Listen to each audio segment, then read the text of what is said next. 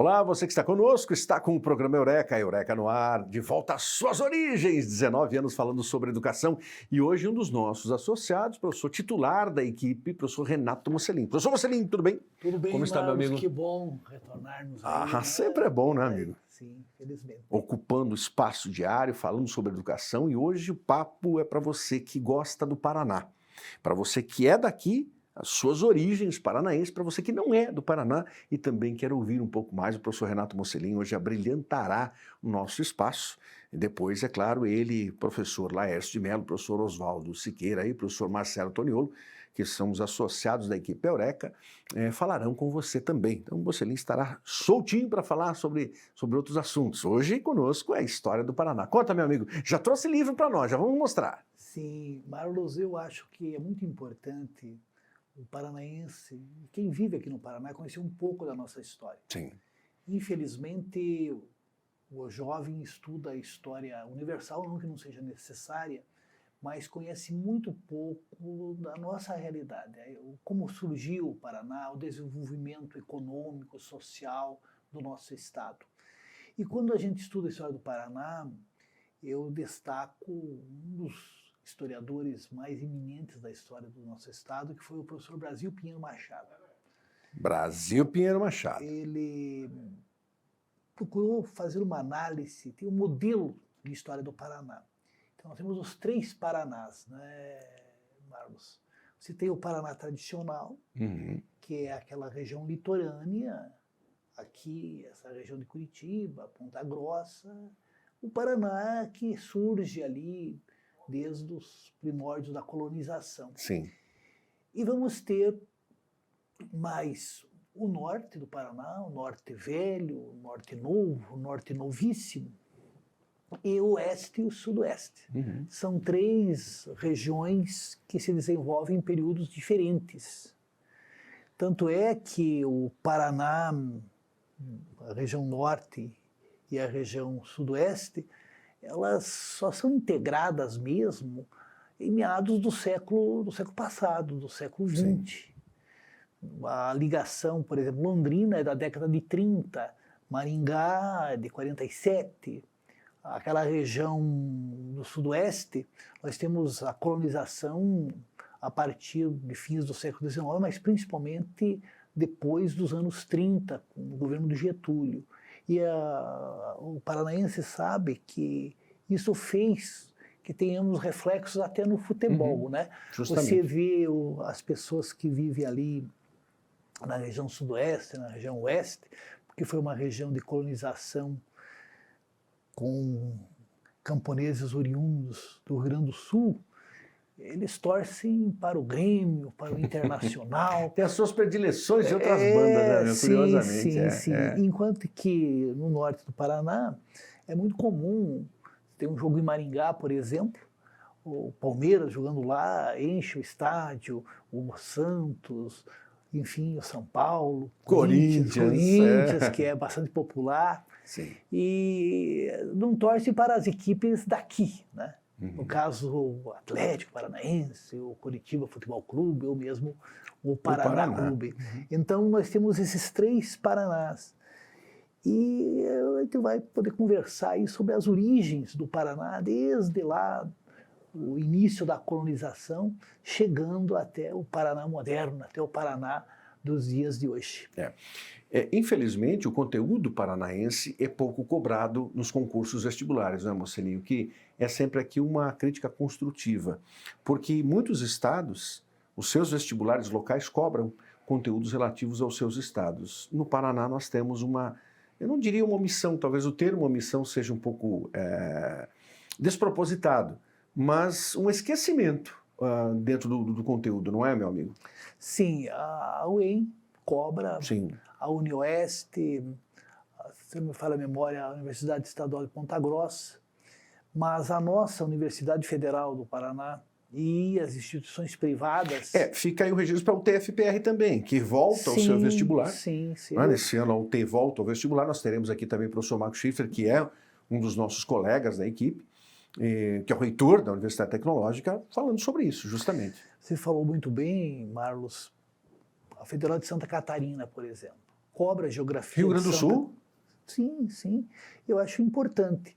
E essa demanda, eu faço parte do Instituto Histórico e Geográfico, e desde o professor Lauro Green, lá atrás, os principais nomes do Instituto Histórico e Geográfico têm pedido, clamado para que as universidades aqui do Paraná, notadamente aqui de Curitiba, no caso a Universidade Federal e o TFPR, e quem sabe as particulares também, coloquem uma questãozinha de história do Paraná. Isso não é bairrismo, né, importante. Mocelin? Isso não é bairrismo, é apenas um retrato de que muitos fazem isso. Universidades fazem isso, por que nós não fazemos? Por que essa omissão? Autores paranaenses, nós questionamos muitas vezes, poucas vezes, mas aí já se cobrou muito tempo lá atrás da Dalton Trevisan. Domingos Pellegrini, há muito tempo, Domingos apareceu, mas há muito tempo nós não temos autores paranaenses também na literatura que possam servir dentro das 8 obras literárias nesse cardápio de leituras obrigatórias para a prova de literatura. É uma lástima, porque outros estados têm. Sim, eu sempre, quando eu falo algo sobre a história do Paraná, ou sobre a história de Curitiba, né, eu percebo da parte dos alunos uma surpresa. Sim. Porque eles têm conhecimentos bem limitados. Quer dizer, você tem que começar conhecendo a sua aldeia. Né? Para depois... aqui não vai nenhuma crítica assim, no sentido de dizer, não, temos que abandonar a história geral. Você cobra do aluno Guerra dos 100 Anos. Sim. Lá entre França e Inglaterra, em fins da Idade Média. E você não sabe nada, ou os nossos jovens sabem muito pouco, sobre a revolta dos poceiros, ou sobre a revolta, a Guerra do Pente aqui em Curitiba, quer dizer, a revolta de Porecatu, conhece muito pouco da nossa do nosso Paraná. A Guerra do Contestado até que há um conhecimento maior, né, do Contestado, exatamente. Mas nós não tivemos nenhum Euclides da Cunha para escrever sobre a Guerra do Contestado, que teve uma importância e um envolvimento e um número de vítimas e uma duração bem maior do que Canudos. Mas Canudos teve Euclides da Cunha, Os Sertões, e há um conhecimento muito maior sobre Canudos do que sobre a Guerra do Contestado. A figura mítica do Antônio Conselheiro, que serve como uma referência curiosa sobre o antagonismo e essa situação da religião elevada a uma condição máxima, né, de doutrina para aquelas pessoas. Então, Os Sertões é uma obra em 3 partes que deve ser lida sempre. É o escopo do homem, a terra onde ele habitava, aquela terra, o conhecimento da região, e a luta, que é a parte mais densa de toda a situação nas várias levas. E o profeta Antônio Conselheiro já dizia assim, eu já sei das levas, o que vai acontecer, nós seremos destruídos. Então ele já anteviu a época, né, o que acontecia. É formidável. Os Sertões é uma obra com caráter sociológico, filosófico, histórico, literário, biológico, que tem que ser lida sempre. Sim, sim. Uma obra, diria, uma das principais obras da literatura brasileira. É nessa obra que tem uma expressão para você, vestibulando, para você, aluno que fará o Enem, porque Os Sertões invariavelmente já apareceu no Enem, ao menos 2, 3 vezes, nesse período de 98 para cá. E há uma expressão extraordinária que Euclides usa, que é chamar o sertanejo como Hércules Quasímodo, que é uma figura muito interessante. É o Hércules forte, porque ele resiste, mas ele é deformado fisicamente, fazendo, às vezes, de Victor Hugo, quando escreveu sobre o Corcunda de Notre Dame, o Quasímodo. Tem uma outra frase muito emblemática da obra do Euclides, que é o sertanejo, antes de tudo, um forte. Isso. Porque o Euclides, ele era militar, né? E ele foi como correspondente do Jornal Não tem o Estado de São raquitismo Paulo. neurastênico dos litorâneos. E ele, a princípio, ele tinha uma visão negativa do sertanejo. Sim. Mas ele, cobrindo a guerra, viu o quanto o sertanejo lutava de forma heróica. E ele também usa uma expressão, pessoal que, quando estuda história, que Canudos foi a Vendéia brasileira. Essa expressão é importante para você, vestibulando. A Vendéia é uma região da França que, durante a Revolução, os camponeses eles vão se aliar ao rei que lutavam pelo rei e por Deus, porque havia um conservadorismo muito grande Uhum. no interior da França e havia, por parte dos camponeses, uma reação ao processo de descristianização que estava ocorrendo na França, Sim. em que muitos religiosos eram guilhotinados, que igrejas eram depredadas, e havia por parte desses camponeses um sentimento de revolta. E os nossos sertanejos, eles viam com bons olhos a monarquia. Sem Porque dúvida. durante o período da monarquia, eles estavam no canto deles lá, ninguém Ninguém os incomodava. incomodava, né? E com a república, nós vamos ter uma constituição que vai dar aos estados uma independência muito grande, uma autonomia, melhor dizendo, muito grande, e as oligarquias vão oprimir ainda mais esse sertanejo. Daí aquela visão idílica de um passado melhor, Sim. que teria sido a época da monarquia. Não que o movimento de Canudos fosse um movimento de restauração monárquico, como alguns procuraram pintar. Mas, Marlos, voltando ao nosso Paraná, né, você, quando você olha o mapa do Brasil, você vê que o litoral do Paraná é um litoral pequeno. Aí nós, historiadores, temos que explicar por quê. Na verdade, era maior. A quinta comarca de Curitiba, a gente vai voltar lá ao longo de vários programas falando de como surgiu a quinta comarca, englobava onde hoje é Cananéia e Iguape. Em São Paulo. São Paulo. Nós somos do norte do Paraná. Então, o que vai acontecer? Na década de 1940, quando o movimento pela emancipação política da quinta comarca de São Paulo ganhou força, os governantes lá da província de São Paulo perceberam que o processo de emancipação era irreversível. Então eles fizeram uma reforma administrativa e tiraram Cananéia e Iguape da jurisdição da quinta comarca. Justamente. E criaram uma outra, colocaram numa outra comarca.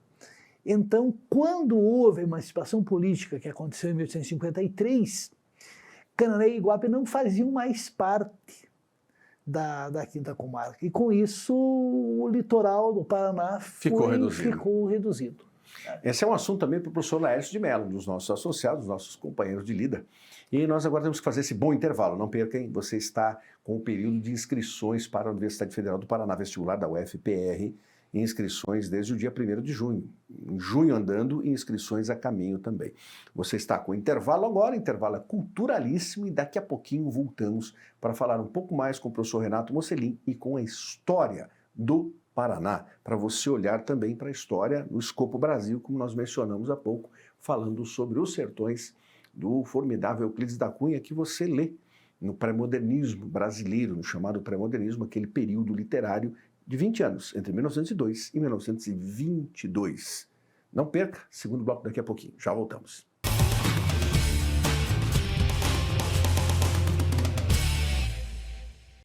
Intervalo, você esteve no intervalo e agora já volta com o programa Eureka. 19 anos no ar, hein? 19 anos, professor Mocelin. Acredita nisso? Em rádio e TV, 19 anos, passou rápido. Esse ano, hein? 20 anos em novembro, daqui a pouquinho 20 anos, aniversário. Eu estava vendo uns vídeos antigos nossos, houve um processo de mudança. Mudança, eu tenho certeza. Né? Os cabelos começaram a rarear. Não né? é o meu caso. Não é o teu caso. Não, mas tem programas que nós fizemos lá atrás, acho que era Paulo Freire, né? TV Paulo Freire, isso mesmo. TV Paulo Freire, que você estava com o cabelo ainda grande, volumoso. Negro com uma asa da graúna. Isso mesmo, exatamente. E o Laércio, cabelos assim longos e tal. Mas, felizmente, foi um tempo de convívio, né, Marlos? Muito bom. E continuamos nessa lida, né, nesse sonho. Sim, é o que eu digo nas escolas, né, nas visitas, Mocelin, o que eu digo sempre é: há 19 anos estamos nessa trilha, só dentro desse trabalho que é o Projeto Eureka. Fora isso, estivemos em outros trabalhos também, sempre em favor da educação pública, que para nós ela é essencial. A educação particular ela será cada vez melhor se a educação pública for melhor, porque ela será instigada a melhorar ainda mais, porque a escola pública vem junto. Sim. Então isso é notório, não tem acepção disso ou daquilo. O programa Eureka nasceu com esse ideal. auxiliar, apoiar os alunos a acessarem, a ingressarem no ensino superior. Foi isso que nos motivou e nos motiva esse tempo todo, né, Mocelin? Mesmo quando fomos perseguidos, quando fomos afastados da TV, quando tivemos programas censurados, e não foram poucos, né? Não foram poucos. Sim, é Mesmo verdade. assim, continuamos firmes. Marlos, você sabe que eu produzo livros didáticos há muito Sim. tempo, né? Mas eu resolvi, há alguns anos, fazer incursões na história regional. Né? Uhum. Eu escrevi Pica-Paus e Maragatos sobre a Revolução Federalista, escrevi Pelados e Peludos sobre a Guerra do Contestado, e tem duas obras assim de síntese sobre a história do Paraná e sobre a história da nossa Curitiba. Né? Opa. Então esse livro aqui, História Concisa do Paraná, né? História Concisa do Paraná, que eu escrevi lá, acho que em 2014, 2015, e mais recentemente uma História Concisa de Curitiba, que durante a pandemia eu pude pesquisar bastante. Quer dizer, a pandemia resultou nessa obra. Sim. Da história da nossa cidade. E quando a gente fala do Paraná, o aluno sabe que nós tivemos a divisão através do Tratado de Tordesilhas. Sim. Quer dizer, antes mesmo dos portugueses, entre aspas, descobrirem o Brasil sempre esteve aqui, né? Pessoas aqui viviam há milhares de anos. Eu prefiro usar a expressão a conquista do Brasil, quer dizer, a invasão por parte dos europeus ao território que mais tarde vieram chamar Brasil. Houve a divisão entre Portugal e Espanha, que eram as duas grandes potências da época.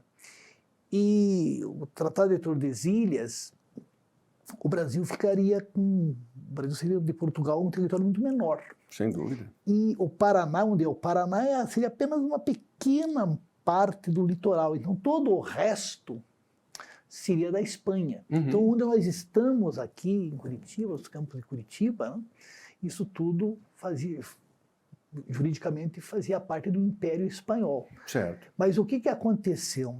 Na medida que os portugueses foram se expandindo, nós vamos ter ali no século XVI a exploração do litoral, onde hoje é o Paraná, e nós tivemos um primeiro momento em que pessoas oriundas de Santos, de São Paulo, do Rio de Janeiro, naquele ciclo de preação, de caça ao índio.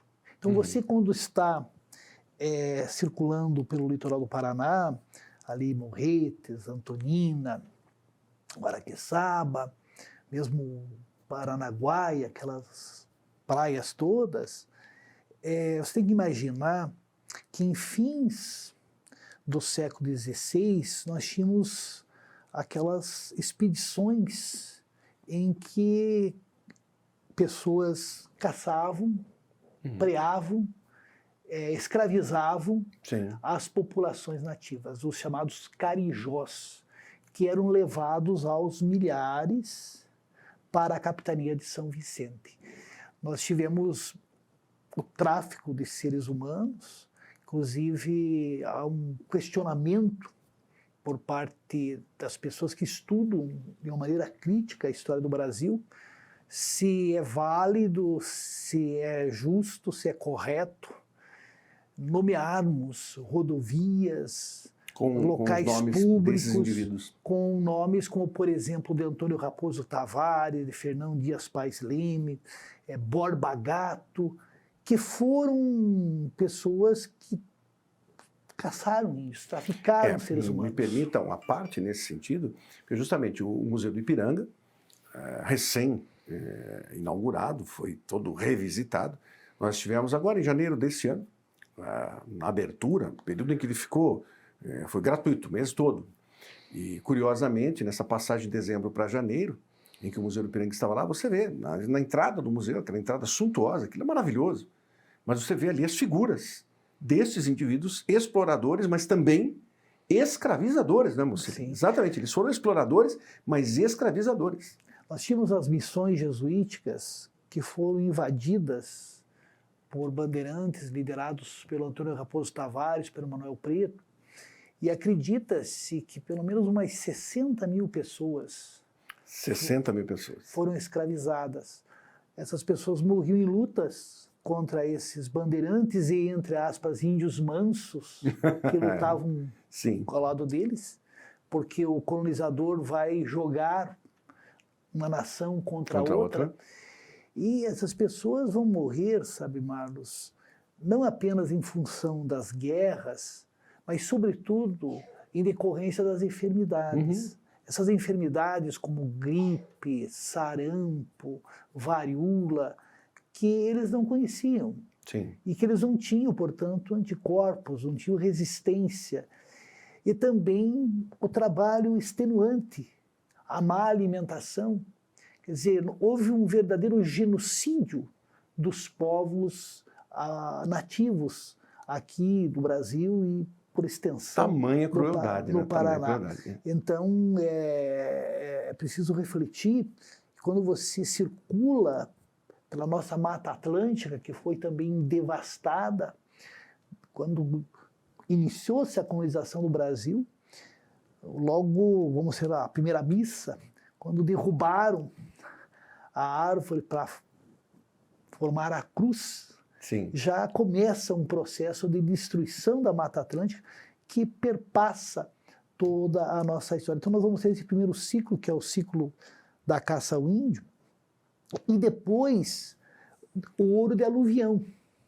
Vão encontrar nos rios do nosso litoral, ou ali no São João, no Mundiaquara, no Rio do Pinto, naquela região ali de Morretes, de Antonina.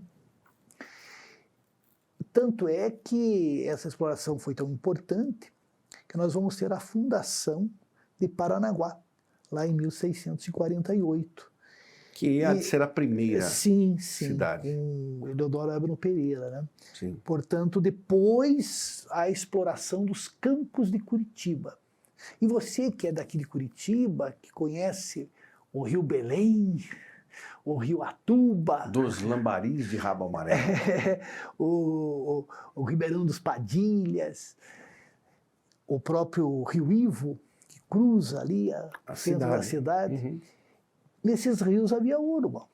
Então, quando você passar ali no Belém e olhar aquela água meio amarelecida, hoje não.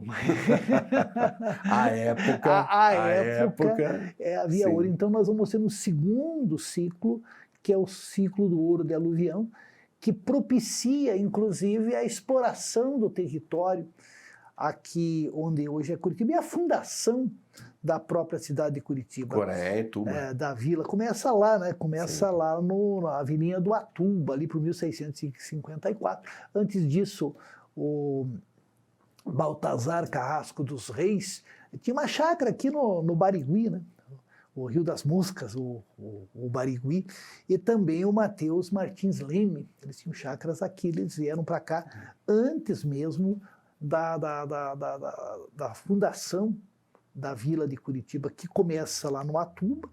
E depois segue. E daí, contra a tradição, que era uma região muito úmida, tinha lá uma santa que olhava sempre em direção aqui, onde hoje é o centro da cidade, e um cacique da região de Tindiquera, a gente não sabe o nome do cacique, teria dado a sugestão de que eles se estabelecessem, saíssem de lá, e teria trazido os colonizadores e cravado com a lança, ali onde hoje é a Praça Tiradentes, e dito a frase famosa que o amigo citou, Coreia e Tuba, quer dizer, muito pinhão. Muito pinhão. É essa história que você começa a observar também nas passagens dos nossos colegas dentro do programa Eureka. Professor Mocelin, cita o livro novamente para nós terminarmos o programa. Sim. É uma introdução, né? Uma síntese. História concisa do Paraná. Outros livros do professor Rui Wachowski, que também aborda Hermógenes Lazier, nosso colega, que já se foi, que também é uma contribuição muito significativa para a história regional. Maravilha. Você está com o programa Eureka, 19 anos no ar, daqui a pouquinho, nossos 20 aninhos, em novembro deste ano de 2023. Professor Renato Mocelin, dos nossos associados, dos nossos professores, titulares da equipe. Você verá o professor Mocelin inúmeras outras vezes, na próxima fazer uma dobradinha com o professor Laércio de Mello. Aí sim, tem esse diálogo muito proveitoso das ciências humanas entre a história e a geografia e a História. Professor Mocelin, muito obrigado. Obrigado, Satisfação ter Marcos, você, meu obrigado. amigo, nessa reestreia, nessa retomada de trabalho, e nós temos muito pela frente. Por quê? Porque temos aí 5 meses para o Exame Nacional do Ensino Médio, pouco menos de 5 meses para o vestibular da UFPR, isso tudo na primeira etapa. A segunda etapa tem mais ainda, e é claro, os demais vestibulares, o UEL, o EM, o EPG, o UniOeste, o Unicentro, o UNILA, o Unespar, todas as instituições que honram muito o nosso Estado. Obrigado pela sua companhia. Escreva para nós, você tem ali o nosso contato, professormarloseureka@gmail.com, e assista aos nossos programas nessa caminhada em favor da educação brasileira. O olhar para o Enem. Até o próximo programa.